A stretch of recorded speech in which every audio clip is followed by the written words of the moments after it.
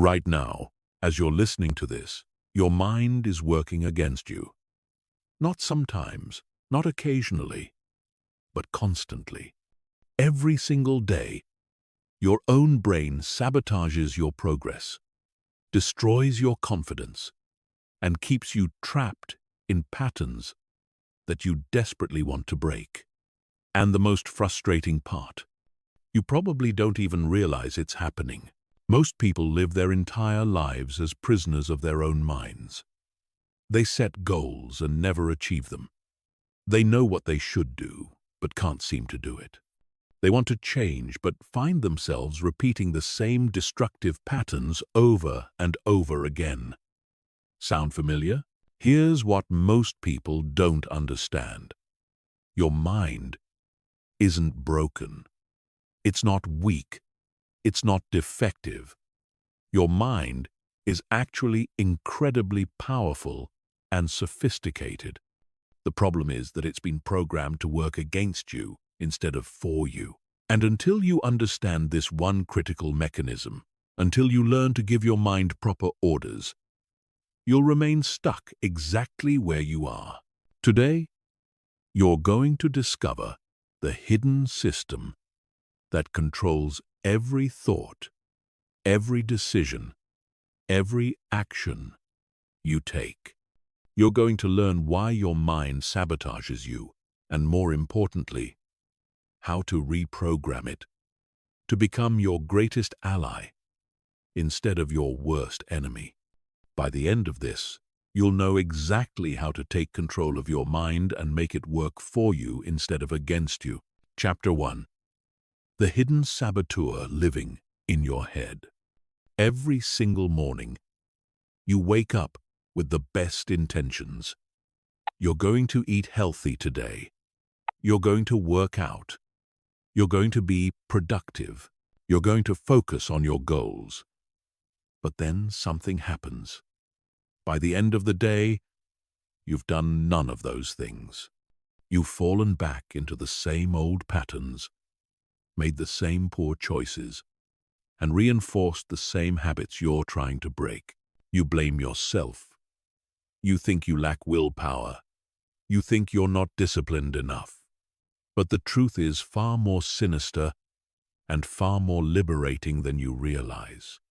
The real culprit isn't your willpower or your discipline. It's a hidden saboteur living inside your head. And it's been programmed to keep you exactly where you are. This saboteur operates below your conscious awareness. It's subtle, it's clever, and it's relentless. It doesn't announce itself with dramatic internal conflicts. Instead, it works through whispers, through small nudges, through tiny moments of resistance that you barely notice. But these tiny moments add up to massive, life-altering consequences. The saboteur speaks to you in your own voice, which makes it nearly impossible to detect. It sounds like your rational mind making logical arguments. It tells you things like, "Just this once won't hurt." Stick with familiar, comfortable patterns. But here's what's really happening. Your subconscious mind has been programmed with a specific set of instructions about who you are and what you're capable of. These instructions were installed years ago, maybe decades ago, and they've been running in the background of your life ever since. Every time you try to change, every time you try to grow, every time you try to become someone better, this programming activates and pulls you back to your default state. Think about it this way. If you've always seen yourself as someone who struggles with money, your subconscious mind will sabotage any attempt to build wealth. If you've always seen yourself as someone who's overweight, your subconscious will sabotage your diet and exercise efforts. If you've always seen yourself as someone who procrastinates, your subconscious will sabotage your productivity systems. This isn't a character flaw. This isn't a lack of motivation. This is a sophisticated psychological mechanism designed to keep you consistent with your existing identity. Your subconscious mind values consistency above everything else, including your happiness, your success, and your growth.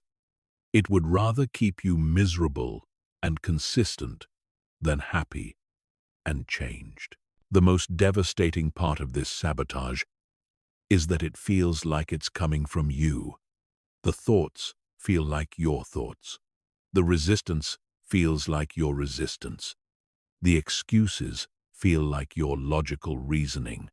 But they're not. They're the output of a program that's been running your life without your permission. Most people never figure this out.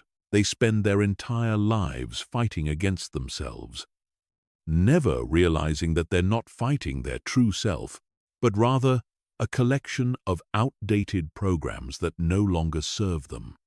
They try harder. They set bigger goals. They read more books. They attend more seminars. But nothing changes because they're fighting the wrong battle. The first step to taking control of your mind is recognizing that these sabotaging thoughts and impulses aren't really you. They're just software running on your mental hardware. And like any software, they can be updated, reprogrammed, or completely replaced.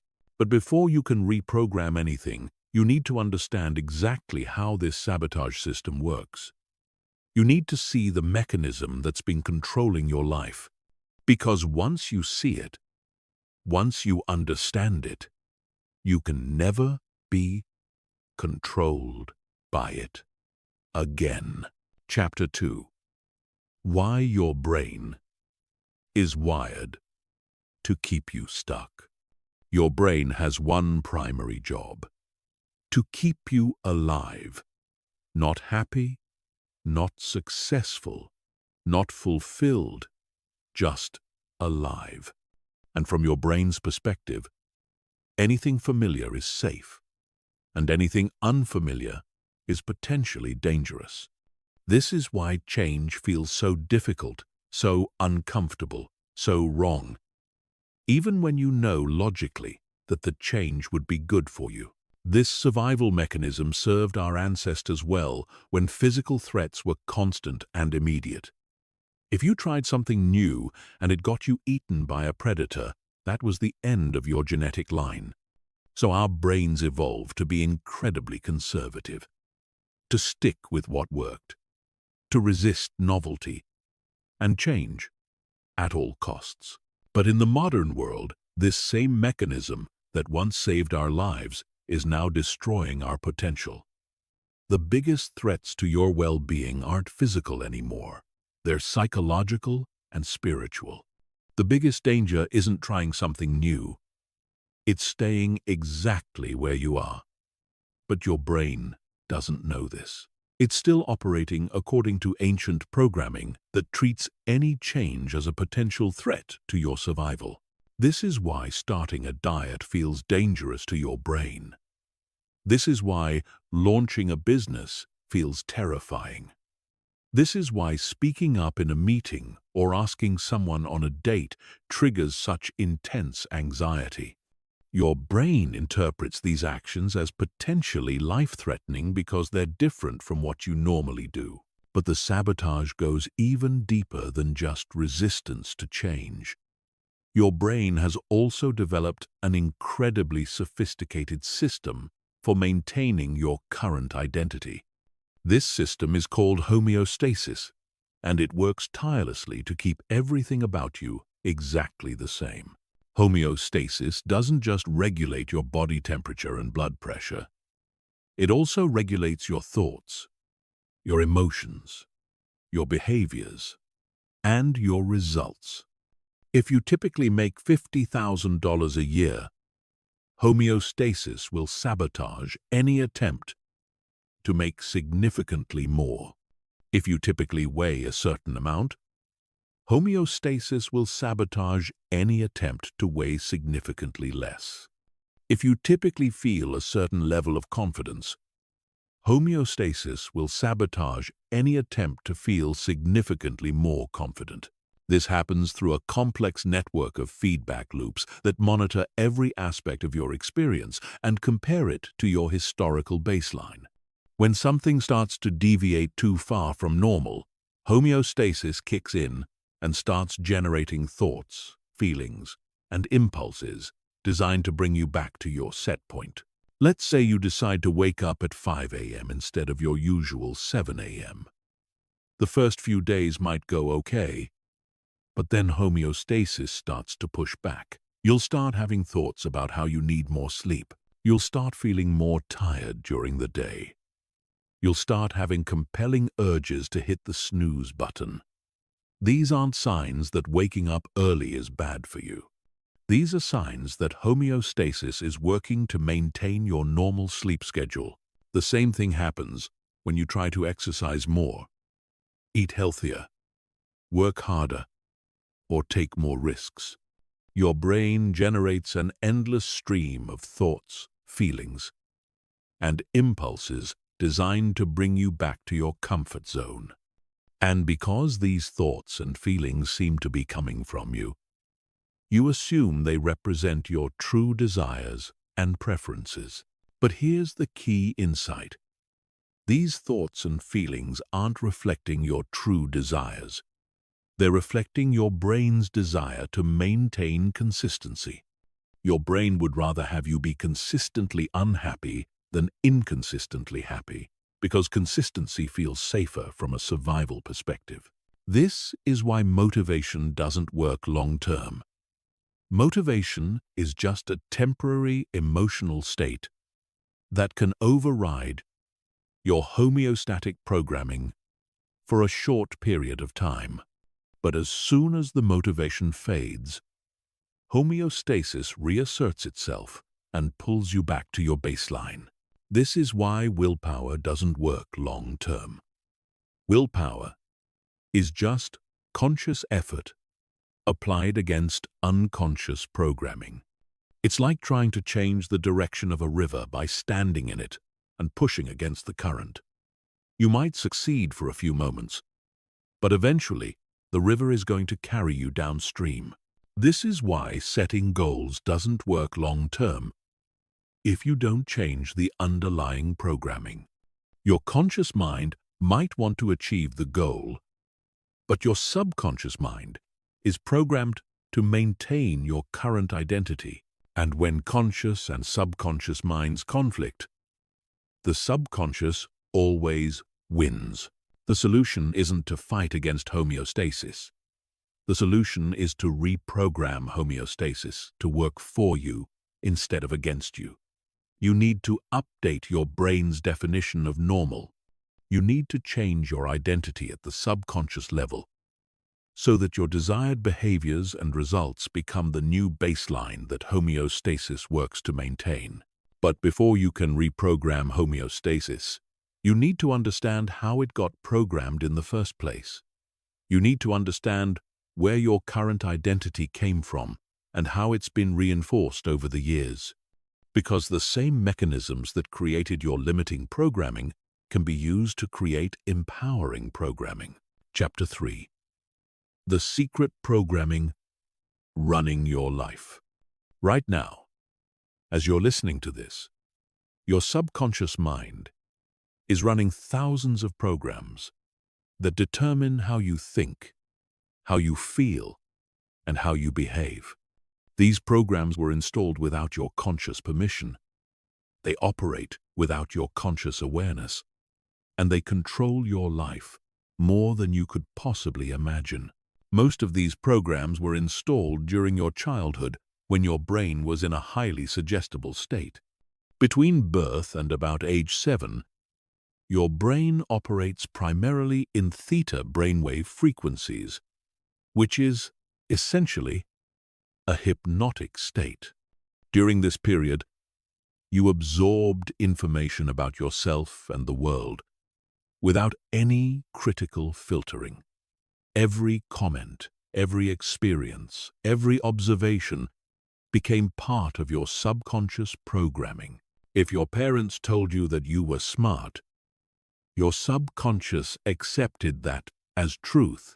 If they told you that you were clumsy, your subconscious accepted that as truth too.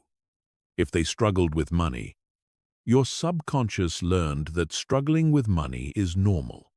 If they were critical and demanding, your subconscious learned that love is conditional on performance.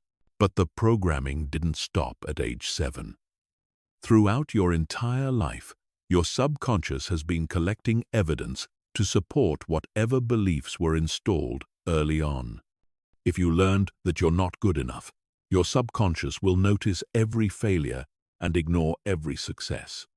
If you learned that you're unlucky, your subconscious will focus on every setback and dismiss every breakthrough.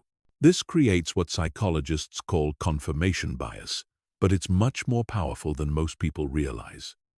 Your subconscious mind literally filters reality to match your programming. It determines what you notice and what you ignore, what you remember and what you forget, what you consider possible and what you consider impossible.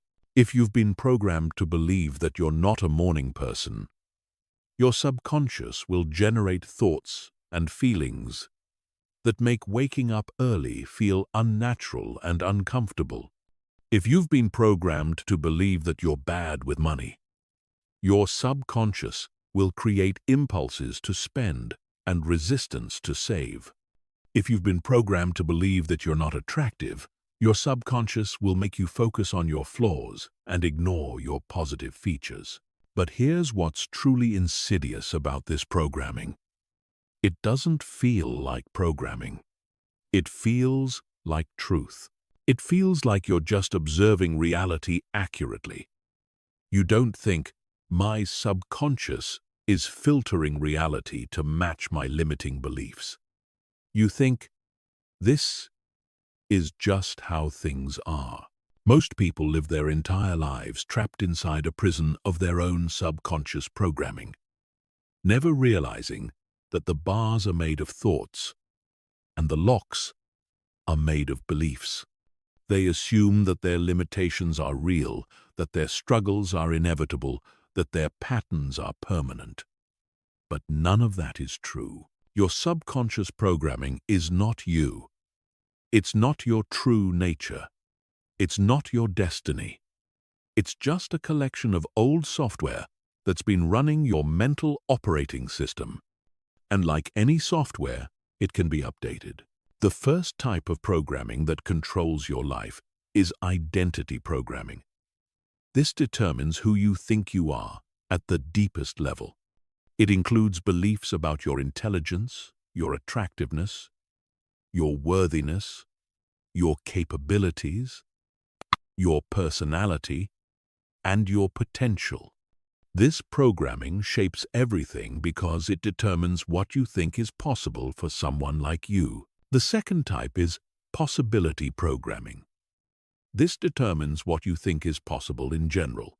It includes beliefs about how the world works, what's fair, what's realistic, what's normal, and what's achievable. This programming sets the boundaries of your imagination and limits what you even allow yourself to want. The third type is safety programming. This determines what you think is dangerous and what you think is safe. It includes beliefs about risk, change, failure, success, attention, vulnerability, and trust. This programming controls your behavior by generating fear responses to anything that threatens your current identity or situation. The fourth type is worth programming. This determines what you think you deserve and what you think you don't deserve. It includes beliefs about what kind of life is appropriate for someone like you, what level of success you're entitled to, what kind of treatment you should accept, and what kind of dreams you're allowed to pursue. All of these programs work together to create a comprehensive system that keeps you locked into a specific range of thoughts, feelings, behaviors, and results. They're like invisible boundaries that define the limits of your reality. And because they operate below conscious awareness, you experience these boundaries as natural law rather than arbitrary programming. But here's the liberating truth. None of this programming is permanent. Your subconscious mind is incredibly powerful, but it's also incredibly malleable.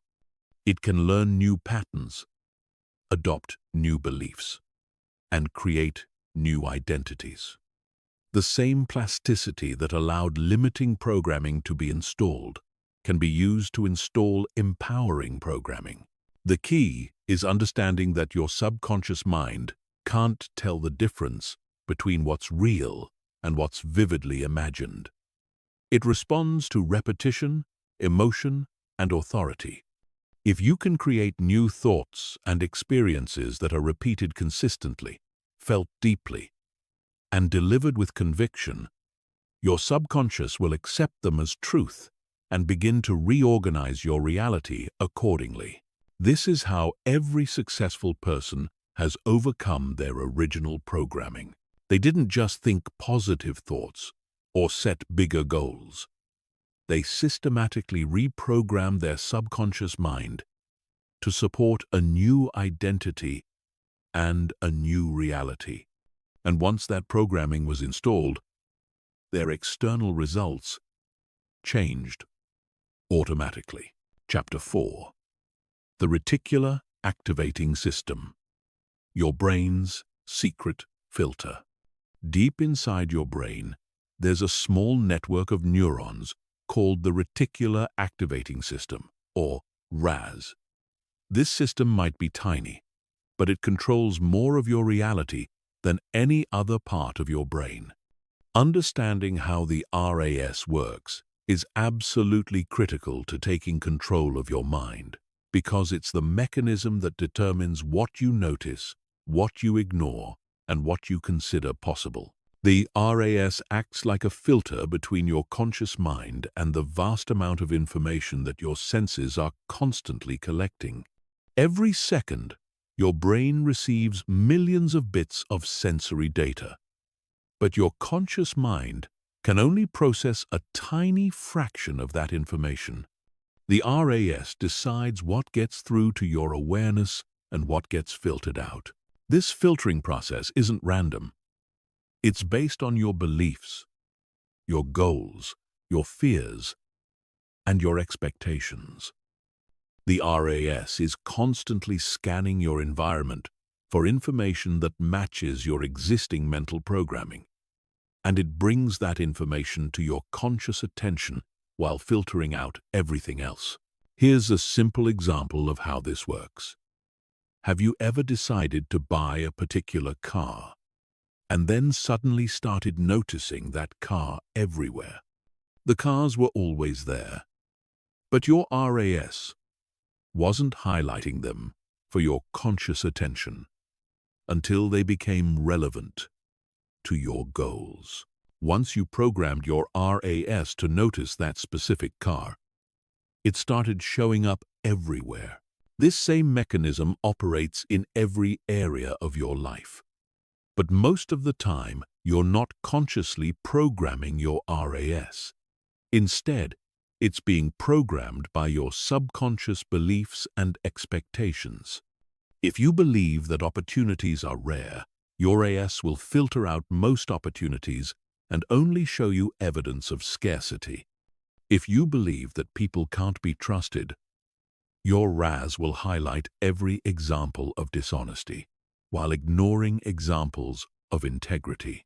The RAS is why two people can experience the exact same situation and walk away with completely different impressions of what happened. Their RAS filters are highlighting different aspects of the same reality based on their different beliefs and expectations.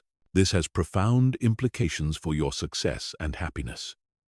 If your RAS is programmed to look for problems, you'll find them everywhere. If it's programmed to look for reasons why you can't succeed, you'll find plenty of evidence. If it's programmed to look for confirmation of your limiting beliefs, It will faithfully deliver that confirmation every single day. But the opposite is also true. If you can reprogram your RAS to look for opportunities, you'll start noticing them everywhere. If you program it to look for reasons why you can succeed, you'll find abundant evidence. If you program it to look for confirmation of your empowering beliefs, it will reshape your entire perception of reality. The RAS doesn't just affect what you notice in your external environment. It also affects what you notice about yourself. If you've programmed your RAS to look for evidence that you're not good enough, it will constantly highlight your mistakes, your failures, and your shortcomings. It will filter out your successes, your progress, and your positive qualities.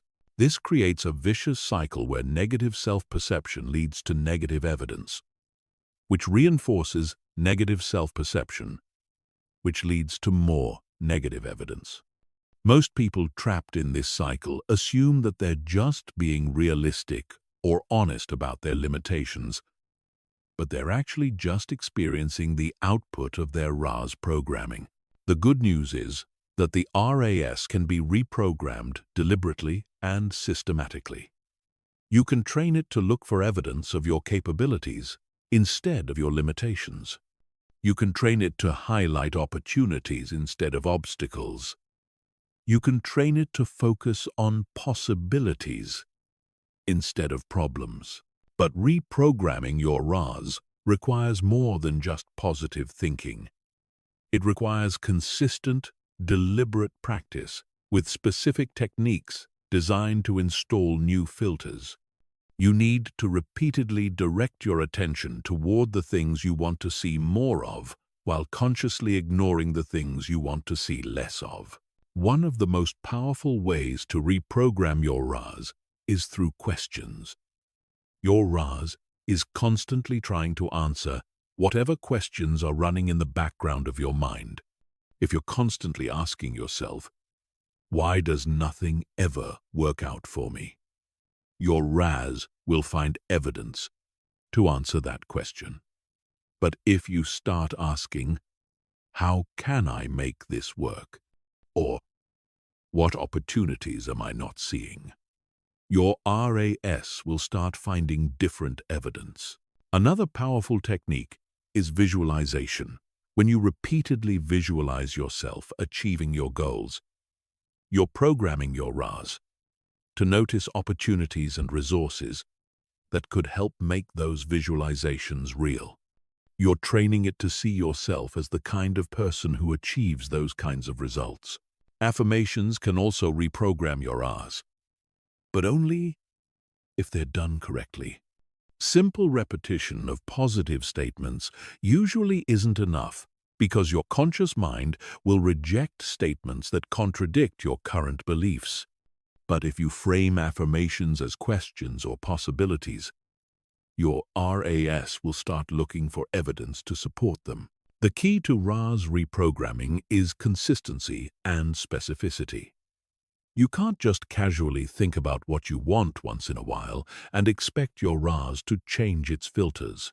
You need to deliberately and consistently direct your attention toward your desired reality, until that becomes your RAS's default focus. Most people have no idea that their RAS even exists, let alone that it can be reprogrammed. They assume that they see reality accurately and that their perceptions are objective. But your perceptions are not objective. They're the result of your RAS programming, and that programming can be changed. When you take control of your RAS, you take control of your reality. You stop being a passive victim of whatever your attention happens to land on, and you become an active director of your own experience. This is one of the most powerful tools for transforming your life, because it changes not just what you do, but what you see as possible to do. Chapter 5. Breaking the Sabotage Cycle. Once and for all. Now that you understand the mechanisms behind mental sabotage, it's time to learn how to break the cycle permanently. This isn't about using willpower to override your programming temporarily. This is about systematically dismantling the sabotage system and rebuilding it to work in your favor. The first step in breaking the sabotage cycle is developing awareness of when it's happening. Most sabotage occurs below the threshold of conscious awareness. You experience it as sudden loss of motivation, unexpected resistance, compelling urges to procrastinate, or thoughts that seem to come out of nowhere. Learning to recognize these patterns is essential because you can't change what you can't see. Start paying attention to the moments when you abandon your goals or revert to old patterns. What thoughts were you having right before you gave up? What emotions were you feeling? What internal dialogue was playing in your head? Most people never examine these moments closely because they're too busy judging themselves for failing. But these moments contain crucial information about how your sabotage system operates. The second step is learning to distinguish between your authentic voice and your programming voice. Your authentic voice speaks in terms of possibilities, growth, and long-term fulfillment. Your programming voice speaks in terms of limitations, safety, and immediate comfort. Your authentic voice encourages you to take risks and pursue your dreams. Your programming voice finds reasons why you should play it safe and stick with what you know. This distinction can be subtle because both voices seem to come from you, but there are key differences in how they operate. Your programming voice tends to be urgent, dramatic, and emotionally charged. It uses words like never, always, impossible, and dangerous. It focuses on worst-case scenarios and past failures. It tries to convince you that change is too risky or too difficult. Your authentic voice, on the other hand, tends to be calm, encouraging, and solution-focused. It acknowledges challenges, but focuses on possibilities. It draws inspiration from your values and long-term vision. It encourages you to grow and expand rather than contract and hide. Learning to distinguish between these voices takes practice. But once you develop this skill, you can start choosing which voice to listen to. You can acknowledge your programming voice without being controlled by it. You can thank it for trying to keep you safe while choosing to follow your authentic voice instead. The third step is interrupting the sabotage pattern as soon as you recognize it. This requires what psychologists call pattern interruption. The moment you notice sabotaging thoughts or impulses arising, you need to immediately shift your focus to something else. This could be taking deep breaths, doing physical exercise, reciting affirmations, or engaging in any activity that breaks the momentum of the sabotage pattern. The key is to interrupt the pattern before it gains momentum. Sabotage thoughts tend to build on themselves, creating a cascade of negativity that becomes harder and harder to stop. But if you can catch the pattern early and redirect your attention, you can prevent it from taking over your mental state. Pattern interruption works because it disrupts the neural pathways that support sabotaging thoughts and behaviors. Every time you successfully interrupt a negative pattern, you weaken its hold on your mind. Every time you choose a different response, you strengthen the neural pathways that support positive patterns. The fourth step is installing new programming to replace the old sabotage patterns. This is where most people fail because they focus only on removing negative patterns without installing positive ones. But nature abhors a vacuum. If you don't consciously install new programming, your subconscious will default back to the old patterns. Installing new programming requires repetition, emotion, and authority. You need to consistently expose your subconscious mind to new thoughts, beliefs, and experiences that support your desired identity and goals.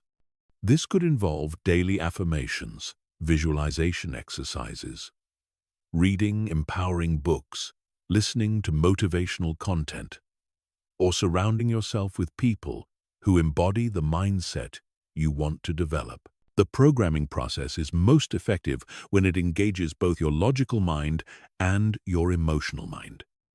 Purely logical approaches often fail because your subconscious responds more to emotion than to logic. But purely emotional approaches can also fail because your conscious mind needs to understand and accept the new programming for it to stick. The fifth step is creating environmental support for your new programming. Your environment is constantly programming your subconscious mind through the information you consume, the people you spend time with, and the situations you put yourself in. If your environment is constantly reinforcing your old patterns, it will be much harder to establish new ones. This means you need to become very deliberate about your information diet. Stop consuming content that reinforces limiting beliefs, and start consuming content that supports your growth.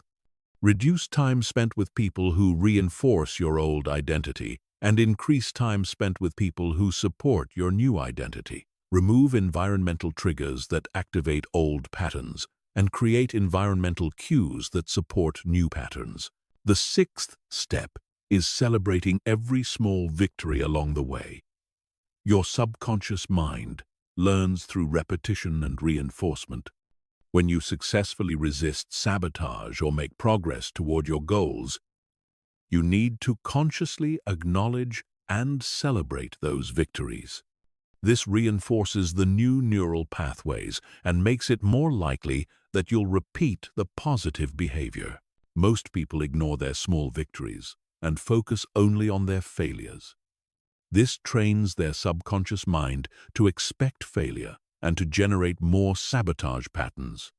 But when you consistently celebrate progress, no matter how small, you train your subconscious mind to expect success and to generate patterns that support continued growth. Breaking the sabotage cycle isn't a one-time event. It's an ongoing process that requires consistent attention and effort. But every time you successfully interrupt a sabotage pattern and choose a different response, you become stronger. Every time you install new programming and reinforce it with action, you become more aligned with your authentic self. The goal isn't to eliminate all resistance or challenge from your life.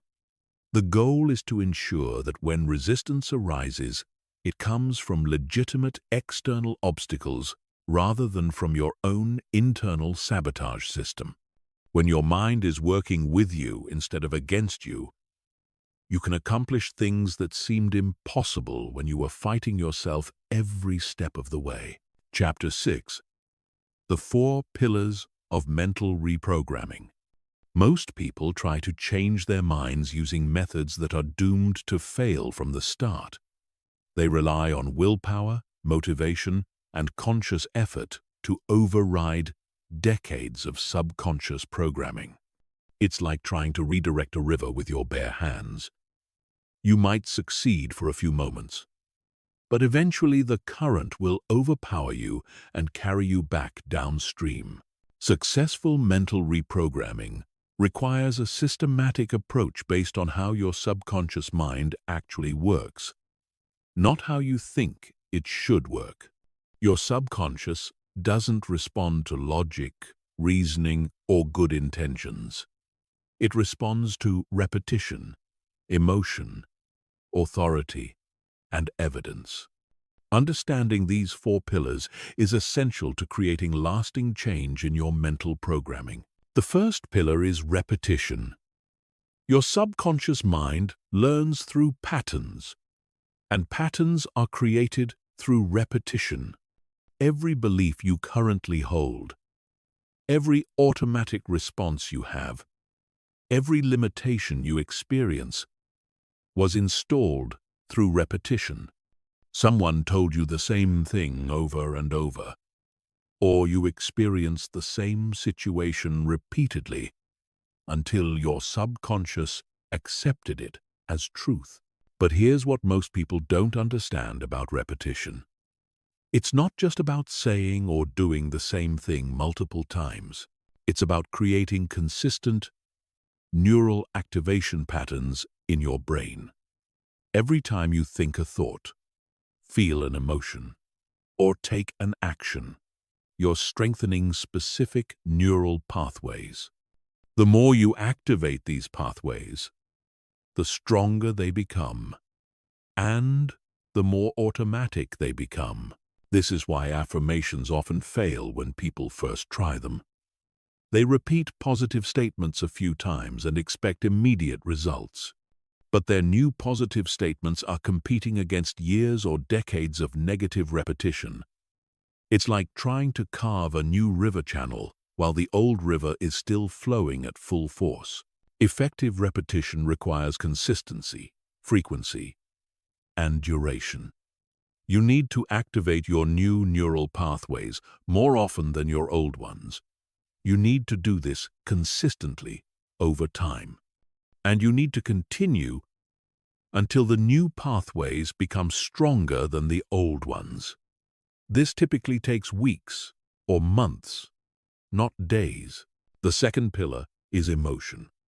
Your subconscious mind pays much more attention to information that comes with strong emotional content. This is why traumatic experiences can reprogram your mind instantly, while positive experiences often need to be repeated many times to have the same impact. Emotion acts like a highlighter, telling your subconscious that this information is important and should be remembered. Most people trying to reprogram their minds make the mistake of focusing only on the logical content of their new beliefs without engaging their emotions. They repeat affirmations in a flat, emotionless tone. They visualize their goals without feeling the excitement, pride, or satisfaction of achieving them. They try to change their identity without experiencing the emotions associated with their new identity. But emotion is what makes programming stick. When you can feel the emotions associated with your new beliefs and identity, your subconscious treats them as real experiences rather than just wishful thinking. The more intensely you can feel these emotions, the faster your subconscious will accept the new programming. This doesn't mean you need to manufacture fake emotions or try to feel good all the time. It means you need to connect your new programming to genuine emotions that you can access and experience. If you want to program yourself to be more confident, you need to remember times when you felt genuinely confident and recreate those feelings while installing your new beliefs. The third pillar is authority. Your subconscious mind is more likely to accept information that comes from sources it perceives as authoritative. This is why children are so easily programmed by their parents, why students are influenced by their teachers, and why people are swayed by experts and celebrities. But authority doesn't just come from external sources. You can establish yourself as an authority in your own mind by speaking to yourself with conviction, certainty, and command. When you give your subconscious mind new instructions, you need to deliver them with the same authority that a hypnotist uses with a client or a drill sergeant uses with recruits. Most people undermine their own authority by being wishy-washy with their self-talk.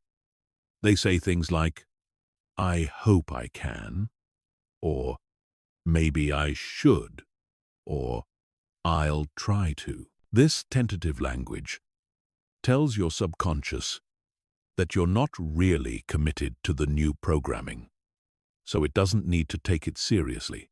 Authoritative self-talk uses definitive language.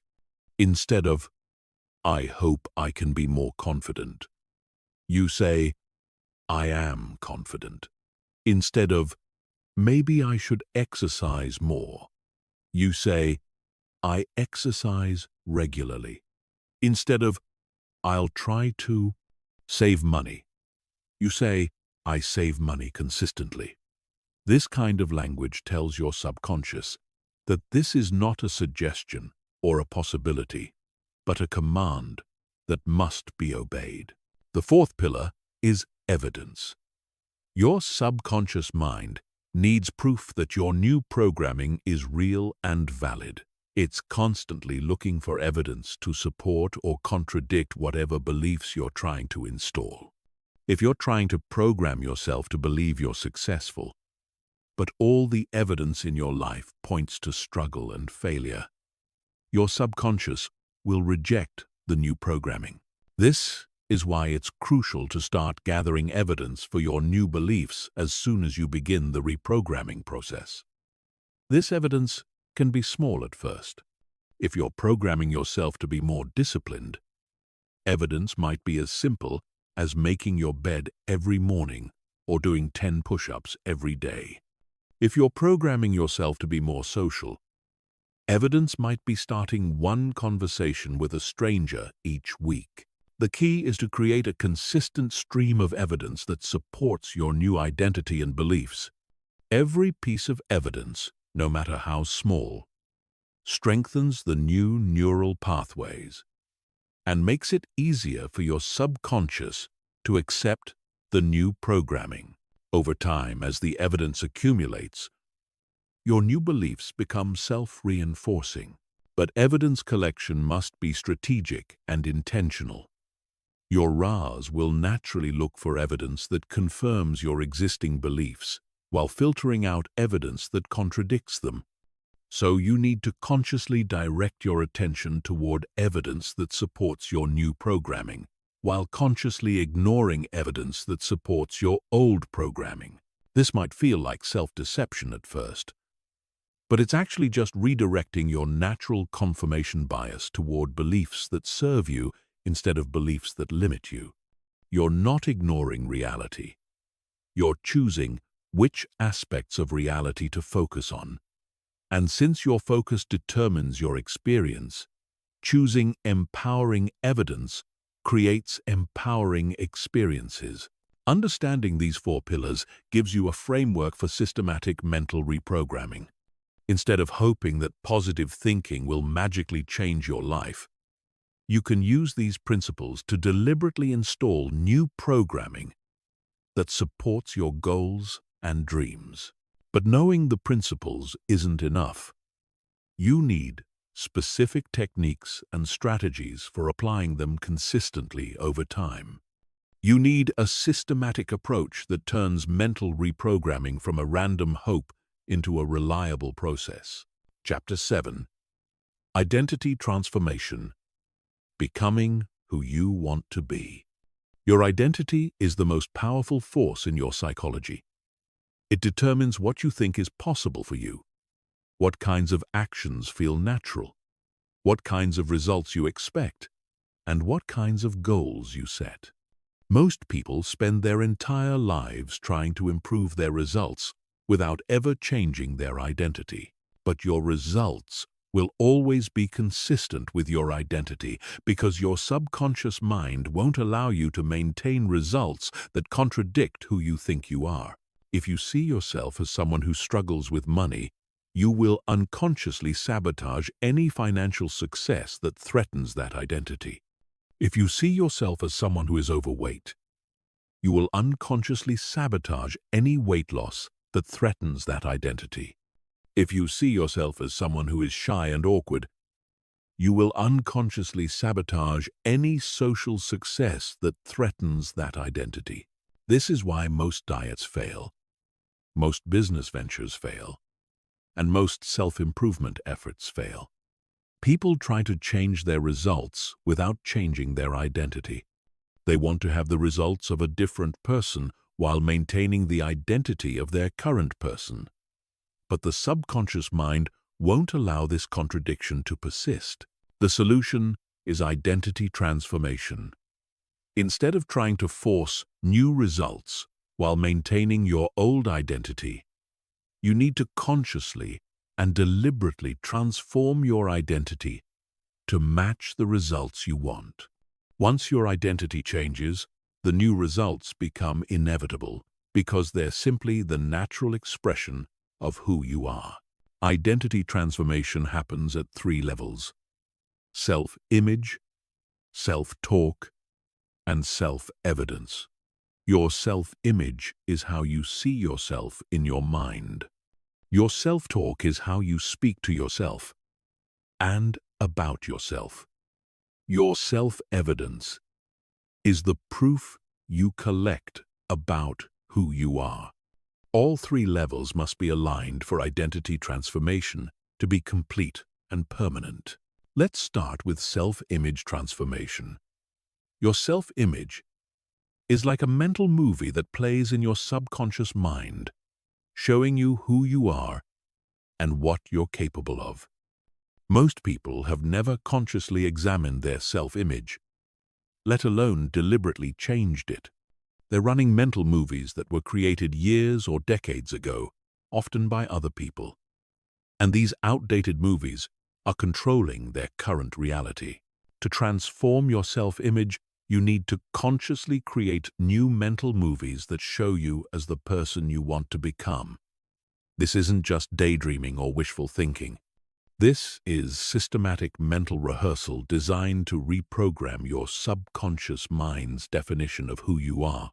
Start by getting specific about your desired identity. Don't just say you want to be successful or confident or healthy. Define exactly what that looks like in terms of how you think, how you feel, how you act, how you dress, how you speak, how you carry yourself, and how you spend your time. The more specific you can be, the more real this identity will become to your subconscious mind. Then spend time each day visualizing yourself as this person. See yourself thinking their thoughts, feeling their emotions, taking their actions, and getting their results. Make these visualizations as vivid and detailed as possible. Engage all your senses. Feel what it feels like to be this person. Hear what it sounds like when this person speaks. See what it looks like when this person moves through the world. The key is to make these visualizations feel real rather than imaginary. Your subconscious mind can't tell the difference between a vividly imagined experience and a real experience. When you repeatedly visualize yourself as your desired identity, your subconscious starts to accept this identity as real and begins to align your thoughts, feelings, and behaviors accordingly. Self-talk transformation is equally important. The way you talk to yourself and about yourself is constantly reinforcing your current identity. Most people use self-talk that reinforces limitations, failures, and negative characteristics. They say things like, "I'm not good at this," or "I always mess things up," or "I can't help it, that's just who I am." This kind of self-talk is programming your subconscious mind to maintain a limiting identity. Every time you describe yourself in negative terms, you're reinforcing neural pathways that support that negative identity. Your subconscious mind treats your self-talk as instructions about who you are and what you're capable of. To transform your identity, you need to transform your self-talk. Start paying attention to how you talk to yourself and about yourself. Notice when you use limiting language or describe yourself in negative terms. Then consciously replace that language with language that supports your desired identity. Instead of saying, "I'm not good at this," say, "I'm learning to be good at this." Instead of saying, "I always mess things up," say, "I'm getting better at doing things." right.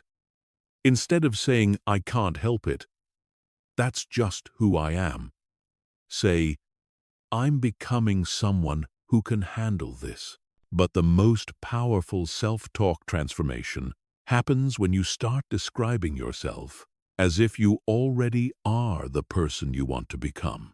Instead of saying, I want to be confident, say, I am confident. Instead of saying, I'm trying to be successful, say, I am successful.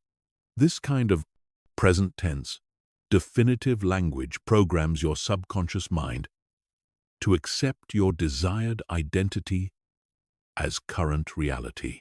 Self-evidence transformation is the third and most crucial level of identity transformation. Your subconscious mind needs proof that your new identity is real. It's constantly collecting evidence about who you are, based on your actions, your results, and your experiences. If you're trying to convince your subconscious that you're disciplined, but all the evidence points to procrastination and laziness, the new identity won't stick. This is why identity transformation must be supported by action. You need to start acting like the person you want to become, even before you fully feel like that person. Every action you take either reinforces your current identity or builds evidence for your new identity. There are no neutral actions from an identity perspective. Start small but be consistent. If you want to transform your identity to that of a healthy person, start with small healthy actions like drinking more water, taking daily walks, or eating one healthy meal per day. If you want to transform your identity to that of a successful entrepreneur, start with small business actions like reading industry publications, networking with other entrepreneurs, or working on your business idea for 30 minutes each day. The key is to choose actions that feel like natural expressions of your desired identity. Ask yourself, what would a desired identity person do in this situation? And then do that thing. Each time you act in alignment with your desired identity, you're collecting evidence that supports that identity and weakening evidence that supports your old identity. Over time, as you consistently visualize your new identity, speak in alignment with your new identity, and act in alignment with your new identity, something remarkable happens. Your subconscious mind starts to accept this new identity as real. And once your subconscious accepts your new identity, it begins to automatically generate thoughts, feelings, and behaviors that are consistent with that identity. This is when transformation becomes effortless. Instead of fighting against your natural tendencies start supporting your goals. Instead of having to force yourself to take positive actions start feeling natural and automatic. Instead of having to overcome resistance, you start experiencing momentum. But identity transformation isn't a one-time event. It's an ongoing process that requires consistent attention and effort. Your old identity will try to reassert itself, especially during times of stress or challenge. You need to be vigilant about maintaining your new identity programming and strengthening it through continued visualization, self-talk, and action. The most successful people in any field have mastered identity transformation. They don't just have goals or strategies. They have become the kind of person who naturally achieves those goals using those strategies. And once you understand how to transform your identity, you can become the kind of person who naturally creates whatever results you desire. Chapter 8. Environmental Design. Making your surroundings work for you. Your environment is constantly programming your subconscious mind. And most people have no idea this is happening.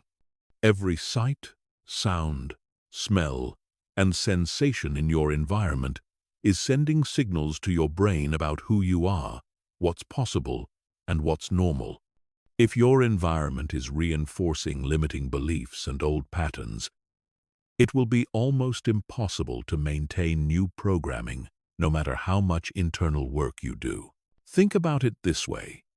If you're trying to reprogram yourself to be more focused and productive, but your workspace is cluttered and chaotic, the environmental signals are contradicting your internal programming.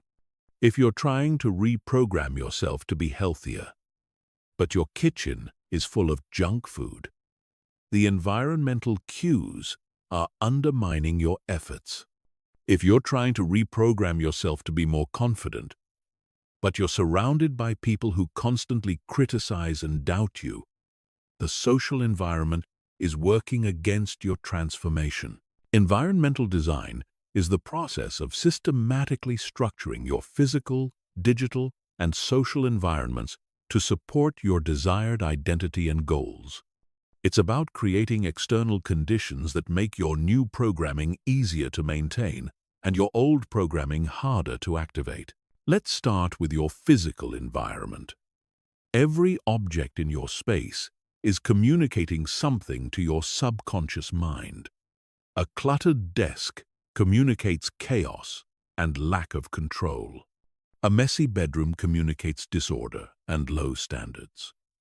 Old, broken, or cheap items communicate scarcity and limitation. But a clean, organized, well-designed space communicates order, control, abundance, and high standards.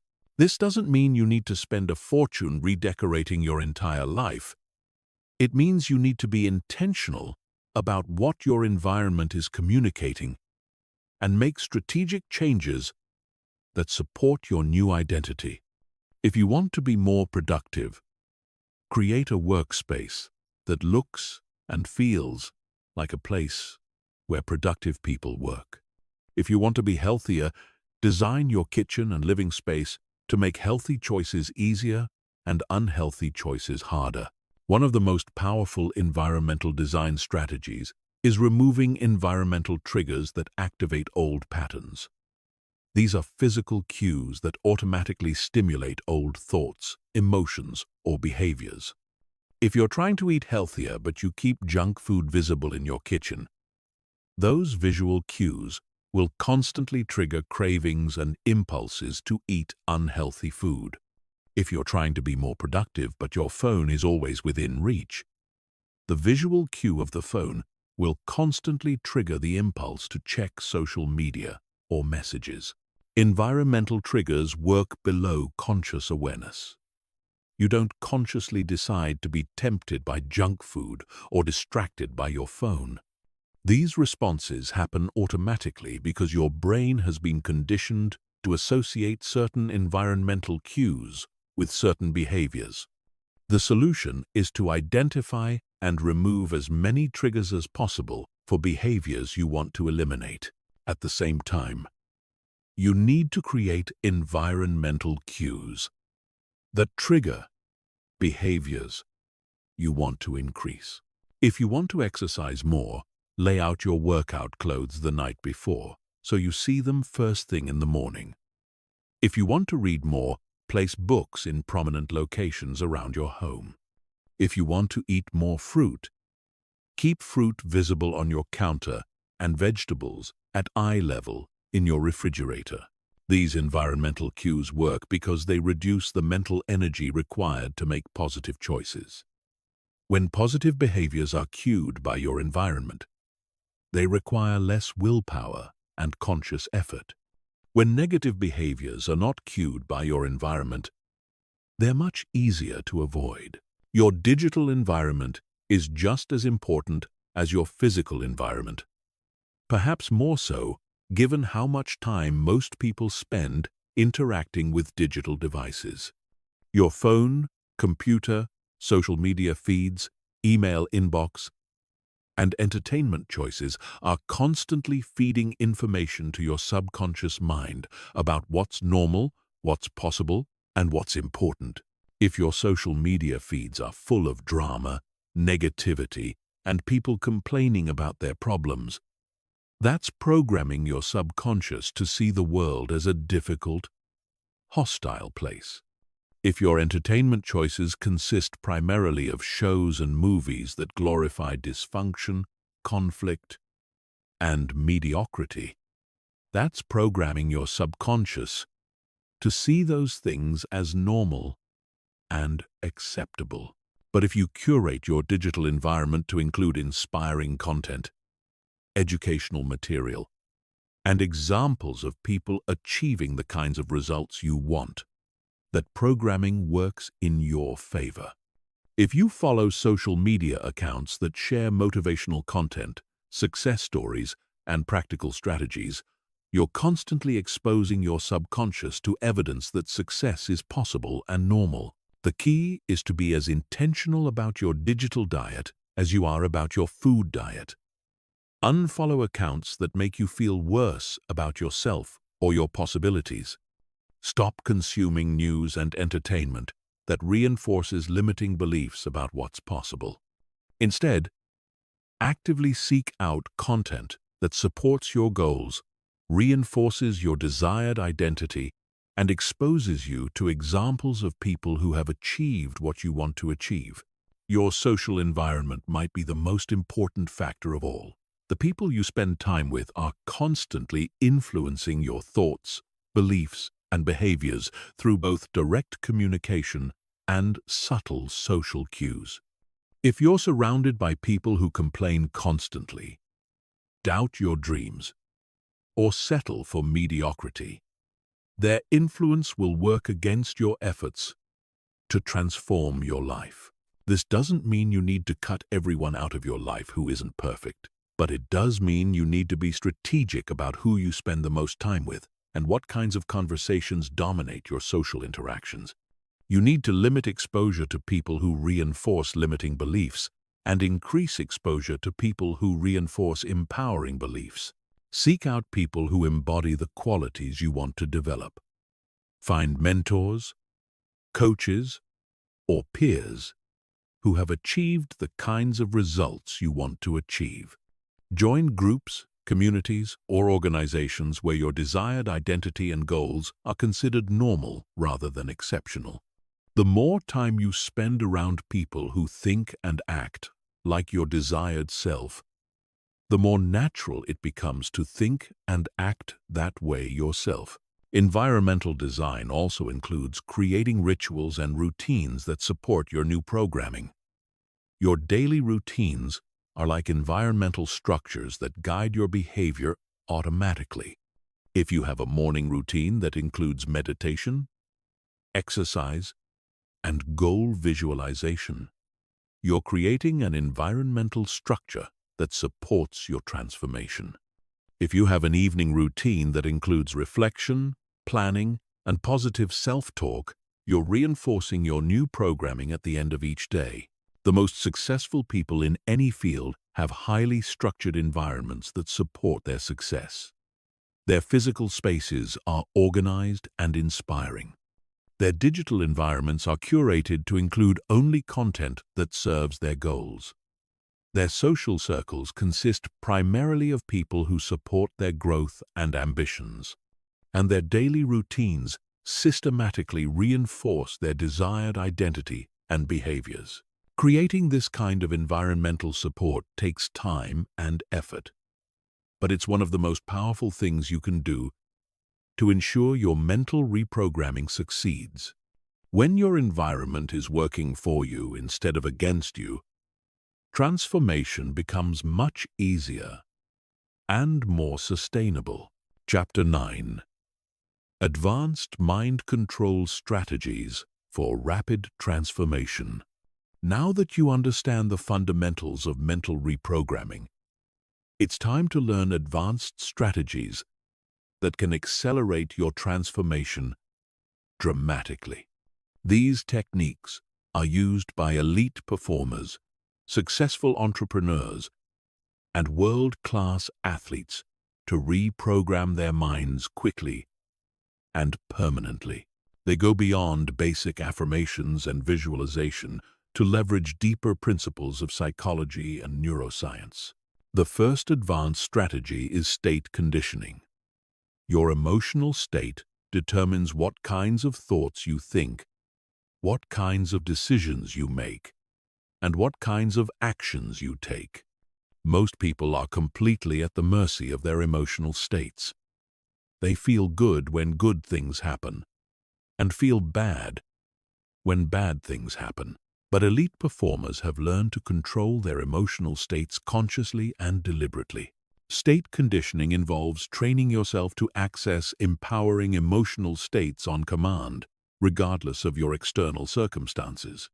This is crucial for mental reprogramming because your subconscious mind is much more receptive to new programming when you're in certain emotional states.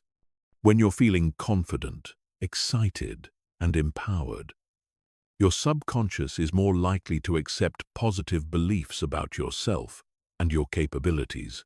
The key to state conditioning is understanding that your emotional state is determined by your physiology, your focus, and your internal dialogue.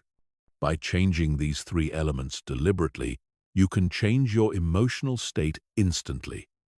This means you can access empowering states whenever you need them for reprogramming purposes. Physiology is the most immediate way to change your state. Your body position, breathing pattern, facial expression, and movement all send signals to your brain about how you should feel.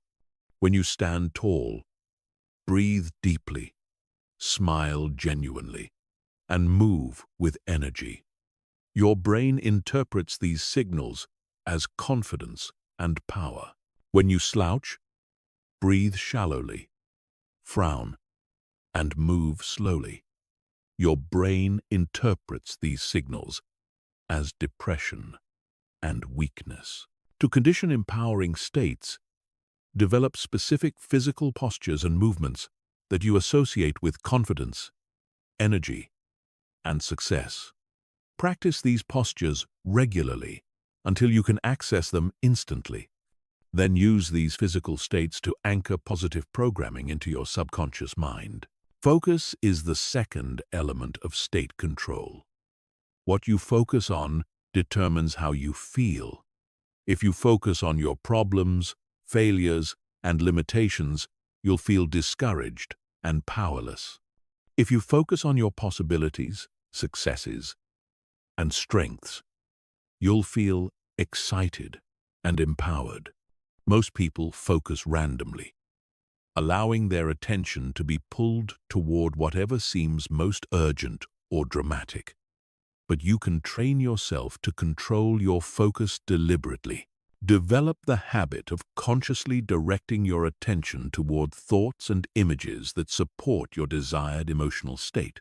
When you're doing reprogramming work, focus exclusively on your goals, your progress, and your desired identity. Don't allow your attention to drift toward doubts, fears, or obstacles. This focused attention will enhance the effectiveness of your programming dramatically. Internal dialogue is the third element of state control. The way you talk to yourself determines how you feel about yourself and your situation. Confident, empowering self-talk creates confident, empowering emotional states. Negative, limiting self-talk creates negative, limiting emotional states. By controlling your internal dialogue, you can control your emotional state and enhance your programming efforts. The second advanced strategy is anchoring. Anchoring is a technique borrowed from neuro-linguistic programming that allows you to associate specific physical triggers with desired emotional states. Once an anchor is established, you can access the associated emotional state instantly by activating the physical trigger. Here's how anchoring works. When you're experiencing a particularly intense positive emotional state, such as confidence, excitement, or determination, you perform a specific physical gesture, such as pressing your thumb and forefinger together or touching your heart. You do this repeatedly while the positive state is at its peak intensity. Over time, your nervous system creates a strong association between the physical gesture and the emotional state. Once the anchor is established, you can trigger the positive emotional state by performing the physical gesture, even when you're not naturally feeling that emotion. This is incredibly powerful for mental reprogramming because it allows you to access empowering states on demand, regardless of your circumstances.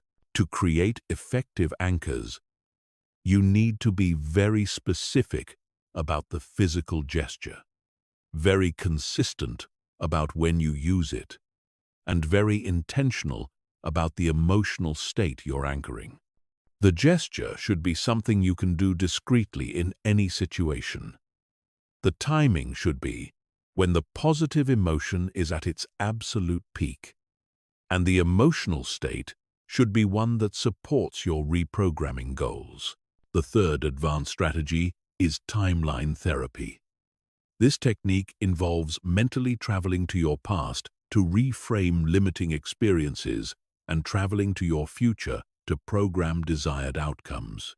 Your subconscious mind stores memories not just as factual information but as emotional imprints that continue to influence your current thoughts and behaviors. By changing the emotional content of past memories, you can change their influence on your present reality. Timeline therapy for the past involves identifying key experiences that installed limiting beliefs or negative emotional patterns. You then mentally revisit these experiences from a more empowered perspective, either as your current adult self or as an idealized version of yourself. You reframe the experience in a way that serves your growth rather than limiting it. For example, if you have a memory of being criticized by a teacher that installed a belief that you're not smart enough, you could revisit that memory and reframe it as evidence that you were curious and asking important questions. Or you could imagine your adult self comforting your younger self and providing a different interpretation of the event. Timeline therapy for the future involves mentally traveling to a time when you've already achieved your desired transformation. You experience this future reality as vividly as possible, feeling the emotions, seeing the sights, and hearing the sounds of your transformed life. Then you mentally travel backward from that future point to the present, identifying the key steps and decisions that led to your success. This technique is powerful because it programs your subconscious mind to see your desired transformation as inevitable rather than possible. It creates a sense of certainty about your future that influences your present decisions and behaviors. The fourth advanced strategy is parts integration. This technique recognizes that internal conflict often arises when different aspects of your personality want different things. Part of you might want to be successful, while another part wants to stay safe. Part of you might want to be healthy, while another part wants immediate pleasure. These internal conflicts create resistance and sabotage. Parts integration involves identifying the different aspects of yourself that are in conflict, understanding what each part wants and why it wants it, and then finding ways to satisfy both parts simultaneously. This eliminates internal resistance and creates alignment around your goals. For example, if part of you wants to start a business while another part wants security, you might find ways to start your business gradually while maintaining some income security. Or you might reframe starting a business as a way to create more security rather than less security. The goal isn't to eliminate parts of yourself that seem problematic, The goal is to understand what each part is trying to accomplish and find better ways to accomplish those outcomes. When all parts of yourself are working toward the same goals, transformation happens much more easily. These advanced strategies require more skill and practice than basic reprogramming techniques, but they can produce much faster and more dramatic results. The key is to master the fundamentals first, and then gradually incorporate these advanced methods as your skills develop. Remember that the goal of all these techniques is to align your conscious and subconscious minds around your desired outcomes. When you achieve this alignment, you stop fighting yourself and start working with yourself. And when you're working with yourself, instead of against yourself, almost anything becomes possible. Chapter 10. The Daily System. Making Mental Mastery Automatic. The difference between people who successfully transform their lives and people who remain stuck isn't talent, intelligence, or luck. It's having a daily system that consistently reinforces new programming while weakening old patterns. Mental transformation isn't about having a few peak experiences or breakthrough moments. It's about creating small, consistent changes that compound over time. Most people approach mental reprogramming sporadically. They do some visualization when they feel motivated. They practice positive self-talk when they remember. They work on their identity when they have time. But sporadic effort produces sporadic results. To create lasting transformation, you need a systematic approach that operates regardless of your mood, motivation, or circumstances. A daily mental mastery system has 6 core components: morning programming, state management, pattern interruption, evidence collection, evening review, and environmental reinforcement. Each component serves a specific purpose in the transformation process, and together they create a comprehensive approach to mental reprogramming. Morning programming is the foundation of your daily system. The first hour after you wake up is when your brain is most receptive to new programming. Your conscious mind hasn't fully activated yet, so your subconscious is more accessible. This is the ideal time to install new beliefs, visualize your desired identity, and set the emotional tone for your day. Your morning programming routine should include identity visualization, where you spend 10 to 15 minutes seeing yourself as the person you want to become. Make this visualization as detailed and emotional as possible. See yourself thinking, feeling, and acting like your desired identity. Feel the emotions associated with being this person. Experience the confidence, excitement, and satisfaction of living as your transformed self. Include affirmations that reinforce your new identity and beliefs. But don't just repeat positive statements mechanically. Speak with conviction, authority, and emotion.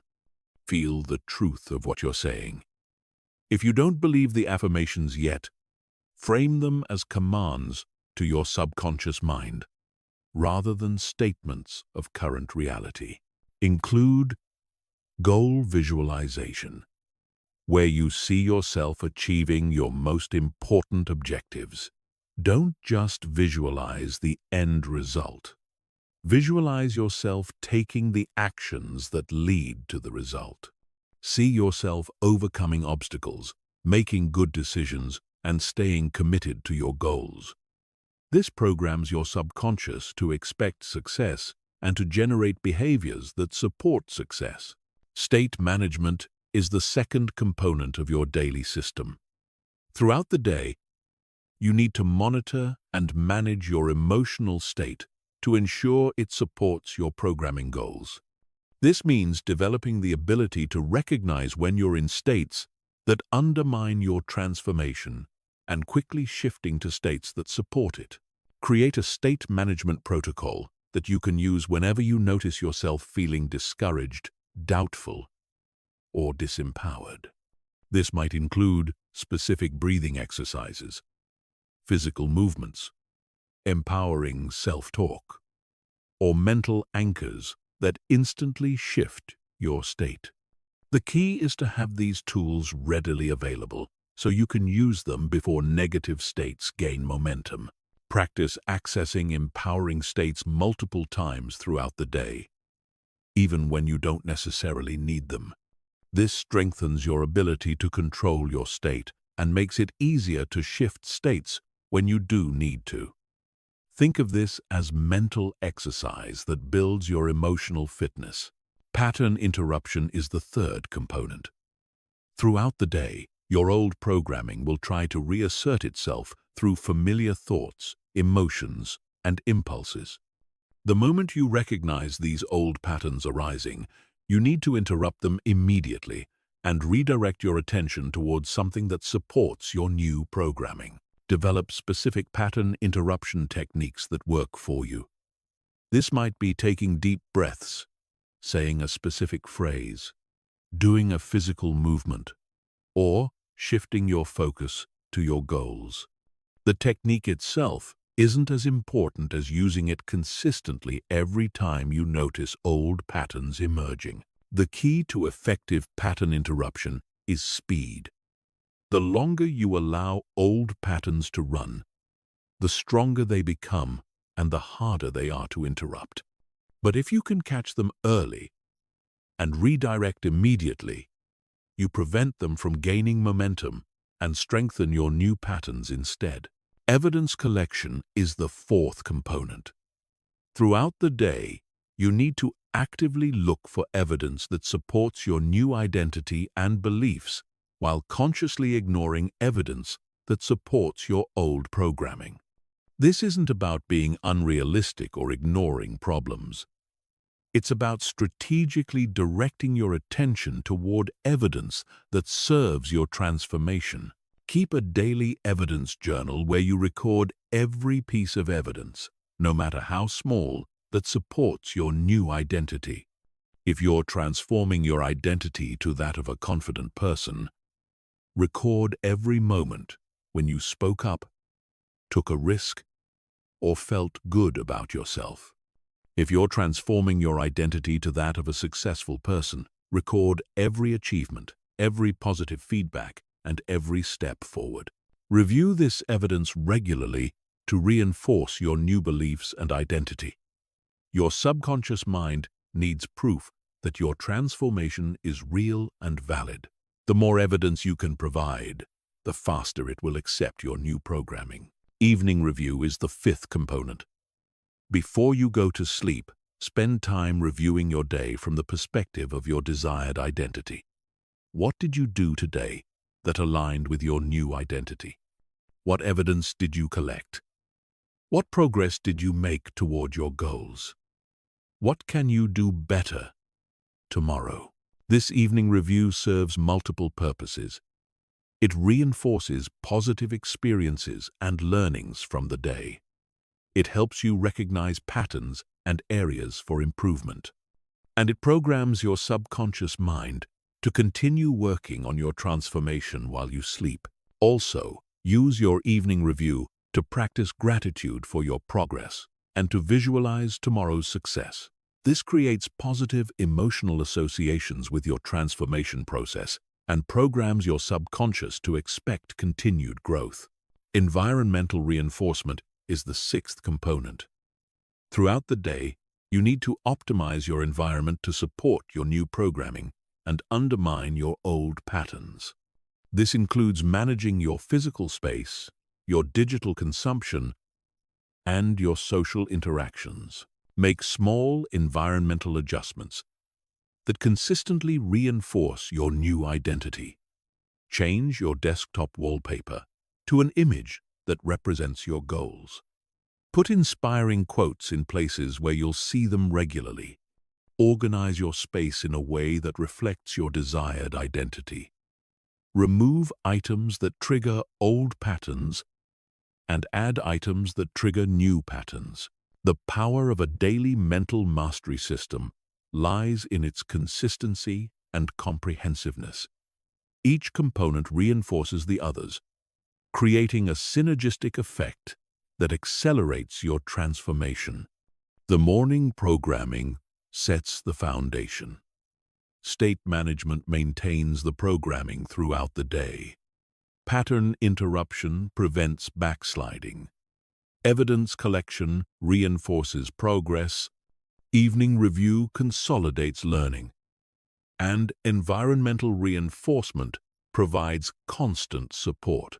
But the most important aspect of your daily system is that it operates automatically. You don't rely on motivation or inspiration to maintain it. You do it regardless of how you feel, what's happening in your life, or what challenges you're facing. This consistency is what transforms sporadic effort into lasting change. Start by implementing one component at a time until it becomes automatic. Then add the next component. Within a few months, you'll have a comprehensive system that makes mental mastery as automatic as brushing your teeth. And once mental mastery becomes automatic, transformation becomes inevitable. Chapter 11. Overcoming resistance and breaking through plateaus. No matter how committed you are to transforming your mind, you will encounter resistance. This resistance isn't a sign that you're doing something wrong or that transformation isn't possible for you. Resistance is a natural part of the change process, and understanding how to navigate it is what separates people who succeed from people who give up when things get difficult. There are 3 types of resistance you'll encounter during mental reprogramming: internal resistance, external resistance, and systemic resistance. Each type requires different strategies to overcome, and failing to recognize which type you're dealing with can lead to frustration and abandonment of your transformation efforts. Internal resistance comes from your own subconscious mind as it tries to maintain homeostasis and protect your current identity. This is the voice that tells you transformation is too hard, that you're not capable of change, or that you should give up and accept your current situation. Internal resistance often manifests as sudden loss of motivation, compelling urges to return to old patterns, or thoughts that seem to come out of nowhere, designed to undermine your progress. The key to overcoming internal resistance is recognizing it for what it is: outdated programming trying to maintain control. When you experience internal resistance, don't fight it directly. Instead, acknowledge it. Thank it for trying to keep you safe, and then consciously choose to move forward anyway. Remember that internal resistance is strongest right before breakthrough moments. The intensity of the resistance often indicates how close you are to a significant transformation. Develop a resistance protocol that you can implement whenever internal resistance arises. This might include taking deep breaths, reminding yourself of your why, visualizing your desired future, or using physical movement to shift your state. The key is to have these tools ready before you need them, so you can respond quickly when resistance appears. External resistance comes from other people who are uncomfortable with your changes. This might be family members who prefer you to stay the same, friends who feel threatened by your growth, or colleagues who resent your increased confidence and success. External resistance often manifests as criticism, discouragement, sabotage attempts, or social pressure to return to your old ways. The most important thing to understand about external resistance is that it's not really about you. It's about other people's fear of change and their need to maintain their own comfort zones. When you start transforming, you become a mirror that reflects other people's limitations and unfulfilled potential. This makes them uncomfortable, and they often try to pull you back down to their level to reduce their own discomfort. To overcome external resistance, you need to develop emotional boundaries that protect your transformation process from other people's opinions and reactions. This doesn't mean becoming aggressive or cutting people out of your life unnecessarily.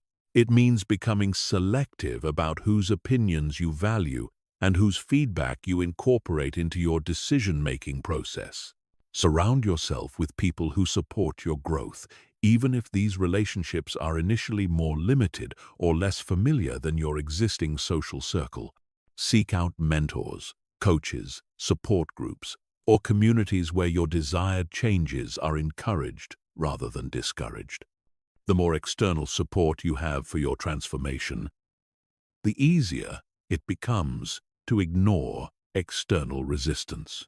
Systemic resistance comes from societal structures, cultural norms, and institutional barriers that make certain types of change more difficult.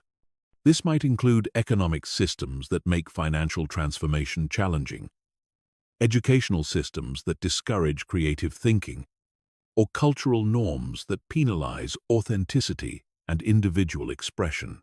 Systemic resistance is often the most difficult to overcome because it's embedded in the structures and systems around us. However, understanding that these barriers exist helps you prepare for them and develop strategies to navigate them more effectively. You can't change the entire system, but you can change how you operate within it. The key to overcoming systemic resistance is developing what psychologists call an internal locus of control. This means focusing on what you can control rather than what you can't control.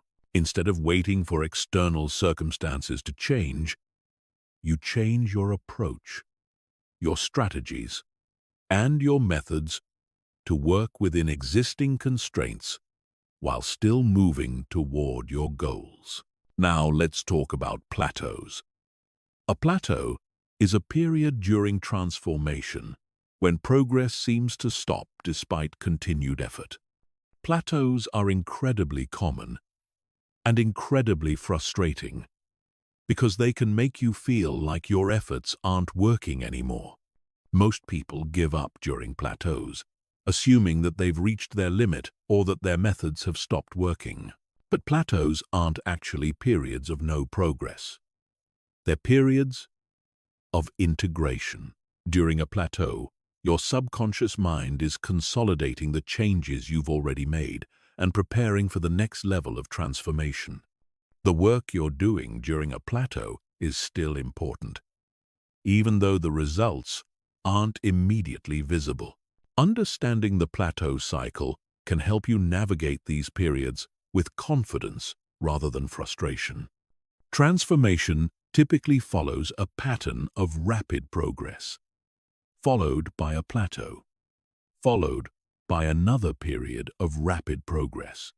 This cycle repeats throughout your transformation journey, with each level building on the previous ones. During plateaus, resist the temptation to dramatically change your approach or abandon your system altogether. Instead, use plateau periods to deepen your practice, refine your techniques, and prepare for the next breakthrough. This might mean increasing the intensity of your programming sessions, adding new elements to your routine, or addressing deeper layers of resistance that weren't accessible before.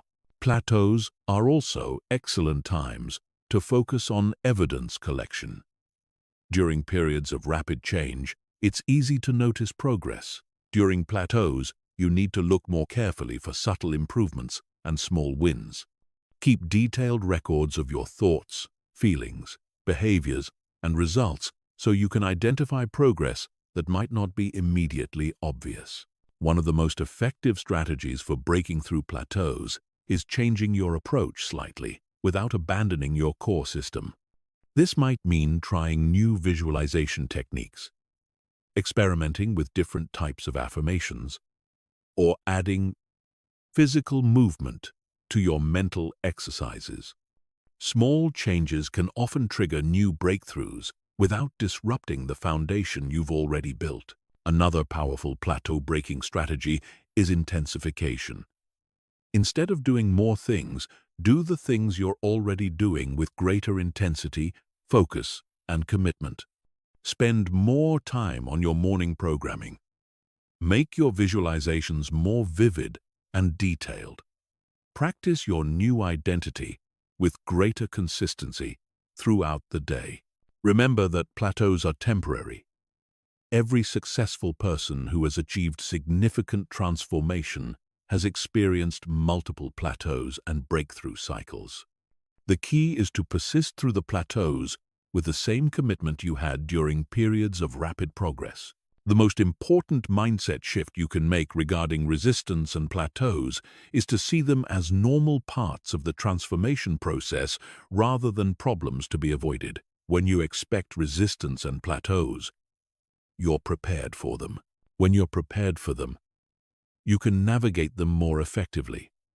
And when you can navigate them effectively, they become stepping stones rather than roadblocks on your path to mental mastery. Resistance and plateaus are not your enemies. They're your training partners, helping you develop the mental strength, persistence, and resilience that make lasting transformation possible. Embrace them as part of the journey and use them to become stronger, more committed, and more skilled in the art of mental reprogramming. Chapter 12. Mastering Emotional Control for Unshakable Mental Strength. Your emotions are not happening to you. They're being created by you through your thoughts, your focus, and your physiology. Most people believe they're victims of their emotions, that feelings just arise randomly and must be endured until they pass. But this is one of the most limiting beliefs you can hold about your own psychology. When you understand that emotions are generated by specific mental and physical processes, you can learn to control those processes and take command of your emotional experience. Emotional control isn't about suppressing feelings or pretending to be happy when you're not. It's about developing the ability to consciously choose your emotional state based on what will serve you best in any given situation. It's about becoming the director of your emotional experience rather than a passive observer of whatever feelings happen to arise. The first step in mastering emotional control is understanding the anatomy of emotion. Every emotion you experience is created through a combination of 4 elements: your physiology, your focus, your language, and your meaning. Change any one of these elements, and you change the emotion. Change all 4 elements, and you can completely transform your emotional state in a matter of minutes. Let's start with physiology. Your body position, breathing pattern, facial expression, and movement patterns all send signals to your brain about how you should feel. When you slouch, breathe shallowly, and move slowly, your brain interprets these signals as depression or low energy. When you stand tall, breathe deeply, and move with purpose, your brain interprets these signals as confidence and vitality. This isn't just correlation, it's causation. Your physiology doesn't just reflect your emotions, it creates them. This is why actors can access genuine emotions by changing their physical state. It's why athletes use specific physical rituals to access peak performance states. And it's why you can change how you feel by consciously changing how you hold and move your body. Develop a repertoire of physical states that correspond to different emotions you want to access. Create a specific posture, breathing pattern, and movement sequence for confidence. Create another one for determination. Create another one for calm focus. Practice these physical states until you can access them instantly, and then use them whenever you need to shift your emotional state. Focus is the second element of emotional control. What you focus on determines how you feel. If you focus on everything that's wrong in your life, you'll feel frustrated and discouraged. If you focus on everything you're grateful for, you'll feel appreciative and optimistic. If you focus on your fears, you'll feel anxious. If you focus on your possibilities, you'll feel excited. Most people focus randomly, allowing their attention to be pulled toward whatever seems most urgent, dramatic, or emotionally charged. But you can train yourself to control your focus deliberately. This is one of the most powerful skills you can develop because it gives you direct control over your emotional experience. Practice focusing exercises throughout the day. When you notice yourself feeling negative emotions, immediately shift your focus to something that generates positive emotions.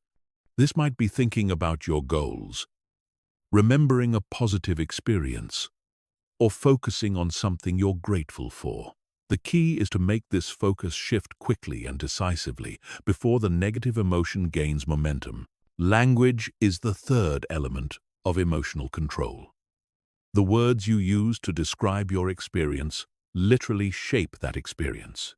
If you say you're devastated by a setback, you'll feel more intense negative emotions than if you say you're challenged by the same setback. If you say you're furious about a situation, you'll feel more anger than if you say you're concerned about it. This isn't just about positive thinking or using euphemisms to avoid reality. It's about choosing language that serves your goals rather than undermines them. You can acknowledge challenges and difficulties without using language that intensifies negative emotions unnecessarily. Develop a vocabulary of empowering words to describe challenging situations. Instead of saying, "You're stressed," say, "You're energized." Instead of saying, "You're overwhelmed," say, "You're in demand." Instead of saying, "You're failing," say, "You're learning." These language choices don't deny reality. They frame reality in a way that supports your emotional strength and resilience. Meaning is the fourth element of emotional control. The meaning you assign to events determines how you feel about them. If you interpret criticism as evidence that you're not good enough, you'll feel hurt and discouraged. If you interpret the same criticism as valuable feedback that will help you improve, you'll feel motivated and grateful. Every event in your life is emotionally neutral until you assign meaning to it. The meaning you choose determines your emotional response, which determines your actions, which determines your results. This is why two people can experience the same event and have completely different emotional reactions to it. Practice reframing challenging situations in ways that serve your growth and goals. Ask yourself empowering questions like, "How can this help me become stronger?" Or, "What can I learn from this experience?" Or, "How can I use this situation to my advantage?" These questions direct your mind to find meanings that generate empowering emotions rather than disempowering ones. But emotional control goes beyond just managing individual emotions in the moment. It also involves developing what psychologists call emotional fitness. Just like physical fitness, emotional fitness is built through consistent practice and challenge. The more you practice emotional control techniques, the stronger your emotional control becomes. Emotional fitness includes emotional awareness, emotional flexibility, and emotional endurance. Emotional awareness is the ability to recognize what you're feeling and why you're feeling it. Emotional flexibility is the ability to shift between different emotional states as needed. Emotional endurance is the ability to maintain emotional stability even during challenging circumstances. Develop emotional awareness by practicing emotional check-ins throughout the day. Ask yourself, what am I feeling right now? And what caused this feeling? The more aware you become of your emotional patterns, the more control you can exercise over them. Develop emotional flexibility by practicing state changes regularly. Don't wait until you're in a negative state to practice shifting emotions. Practice when you're feeling neutral or positive, so you develop the skill before you need it urgently. Develop emotional endurance by gradually exposing yourself to increasingly challenging situations while maintaining emotional control. Start with small challenges and build up to larger ones. This builds your confidence and your actual ability to stay emotionally balanced under pressure. Advanced emotional control involves learning to use emotions strategically. Different emotions are useful in different situations. Anger can provide energy for taking action. Fear can provide caution and careful analysis. Sadness can provide depth and empathy. The goal isn't to feel good all the time. It's to feel appropriate emotions that serve your goals and relationships. Learn to access specific emotions on demand, based on what the situation requires. If you need to make a difficult decision, access calm, analytical emotions.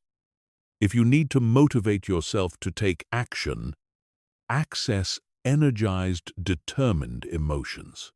If you need to connect with someone emotionally, access warm, empathetic emotions. The ultimate goal of emotional control is emotional sovereignty.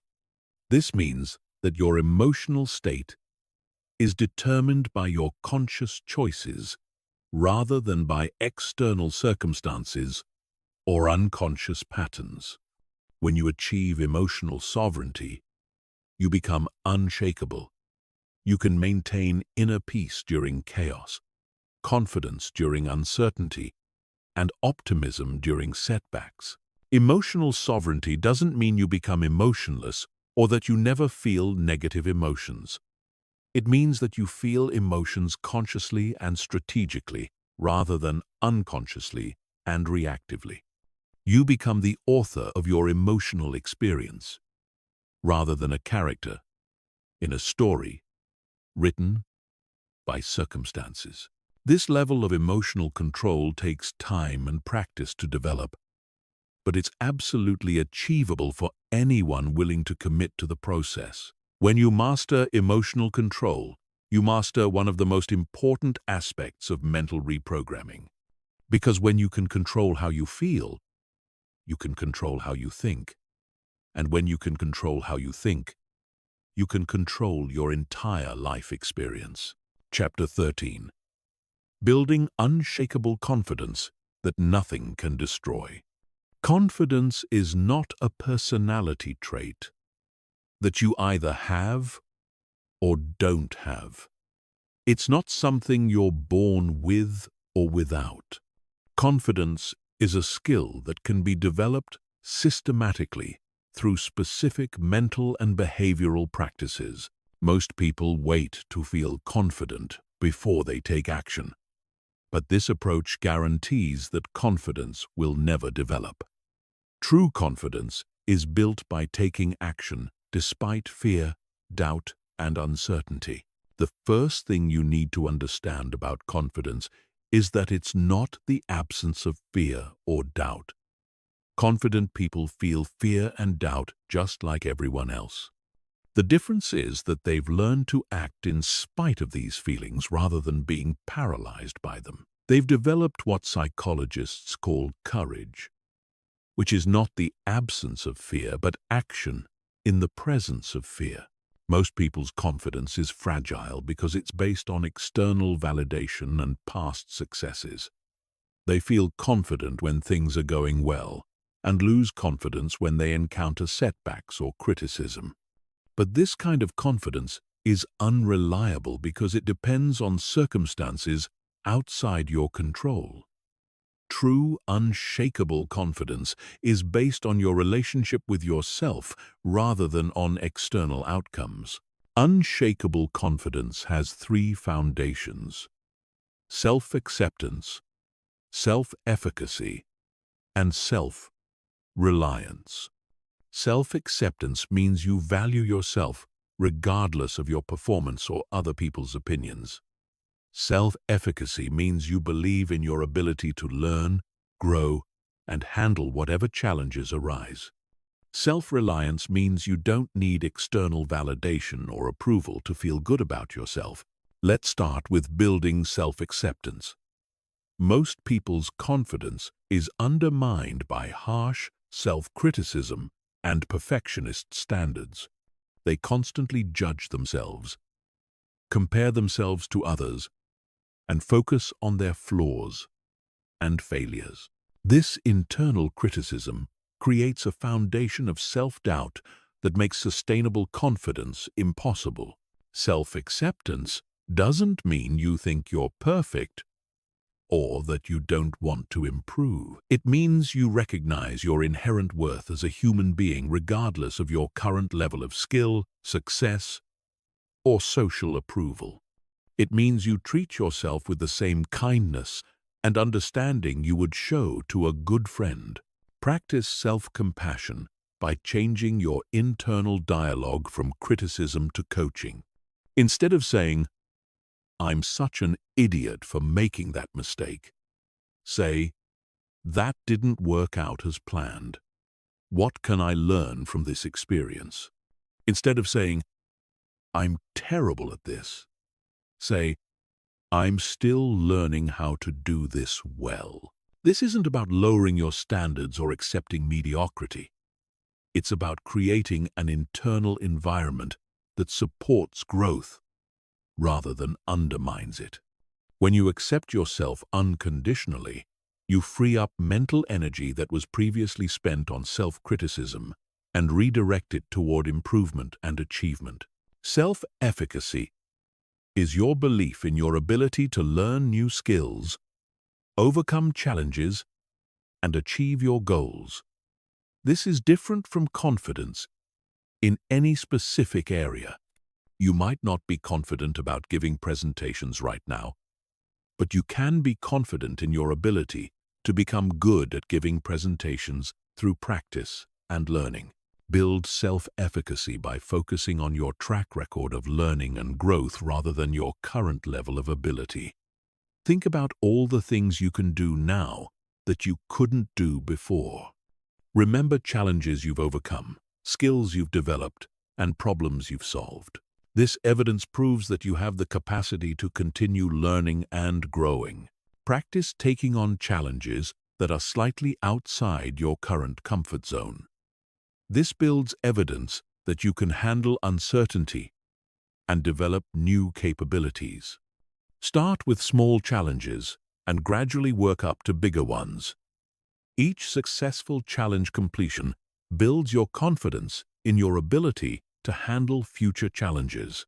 Self-reliance is your ability to maintain emotional stability and self-worth without depending on external validation. This doesn't mean you don't value relationships or feedback from others. It means you don't need other people's approval to feel good about yourself or to make decisions about your life. Build self-reliance by developing your own internal validation system. Instead of looking to others to tell you whether you're doing well, develop your own criteria for success and progress. Learn to acknowledge your own achievements, celebrate your own growth, and trust your own judgment about what's right for you. Practice making decisions based on your own values and goals rather than on what others expect or approve of. Start with small decisions and work up to bigger ones. Each time you make a decision based on your own judgment rather than external pressure, you strengthen your self-reliance. But confidence isn't just an internal state. It's also expressed through your behavior, your communication, and your presence. The way you carry yourself, speak, and interact with others either reinforces or undermines your internal confidence. This is why working on confident behavior is just